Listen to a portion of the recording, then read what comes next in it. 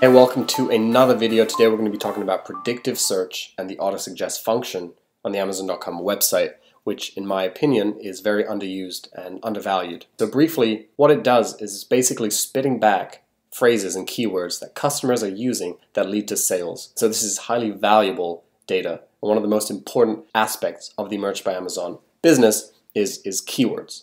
And what I like to do with predictive search and auto-suggest feature is use it for niche research as well. So let's just dig into it real quick. So if you write funny, all of a sudden it's spitting back suggestions that are tailored, for one, to my account, and for two, relevant to the category that I'm in. And as you keep filling out words, it keeps adjusting the predictive search. And now, just for example, just write D. All of a sudden, look at these niches. Dogs, drummers, doctors, Democrats, dad from son. Very specific niches that you can get into and flood the niche, as people call, fill it with designs. If you add another letter, all of a sudden you're not getting an exact follow through, but the search adjusts to try to give you an option. It's like, maybe you're looking for this. Maybe you're looking for dental shirts.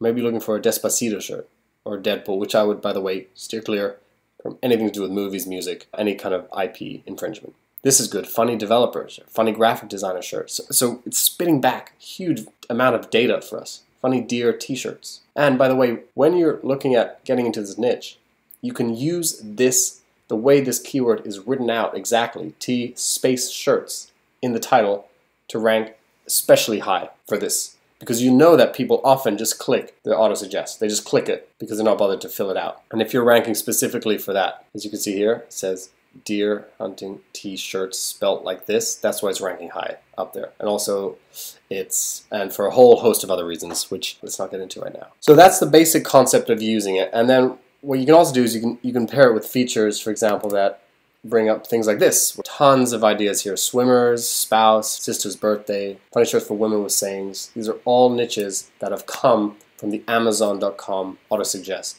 feature. Incredibly undervalued. So while it helps a lot with keywords, and I highly suggest you use it, for example, if you're deer shirt, you can do gifts for deer, deer hunters, deer lovers, deer gifts for men. These are all keywords to put into your listing because they're proven to sell by Amazon.com, which has all the data. And also you can do it relative to the style of the shirt, because we just did funny shirts for it. We could do cute shirts for it, cute anime shirt, cute alien shirt.